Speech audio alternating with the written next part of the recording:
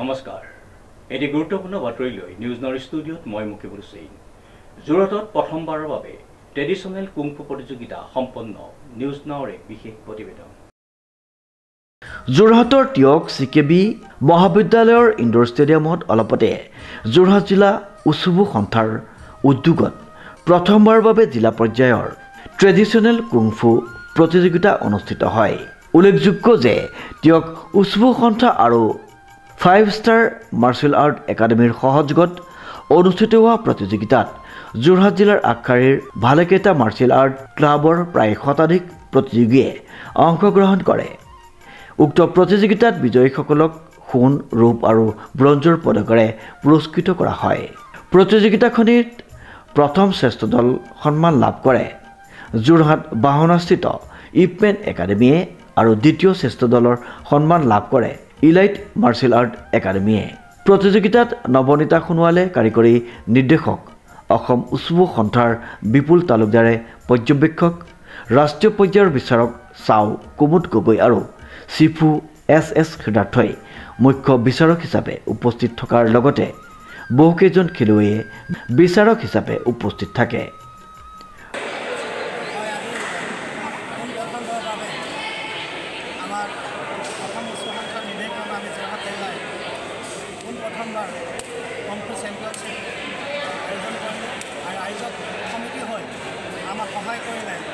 আয়োজক কমিটিৰ সভাপতি হিচাপে সুনীল দত্ত ডাঙৰীয়া সম্পাদক হিচাপে দেৱজিৎ শইকীয়া ডাঙৰীয়া অৰূপ চেতিয়া ডাঙৰীয়া ৰন্তু ভূঞা ডাঙৰীয়া প্ৰিয়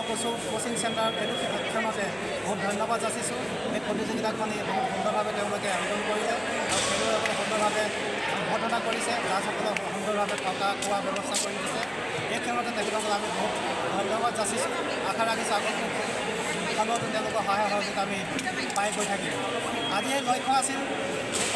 প্ৰতিযোগিতাখন আজি প্ৰথম যোৰহাট জিলা ট্ৰেডিশ্যনেল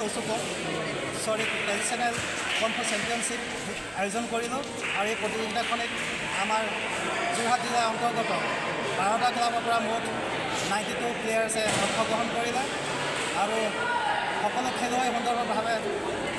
তেওঁলোকৰ প্ৰতিভা দাঙি ধৰিছে আৰু এইসকল খেলুৱৈক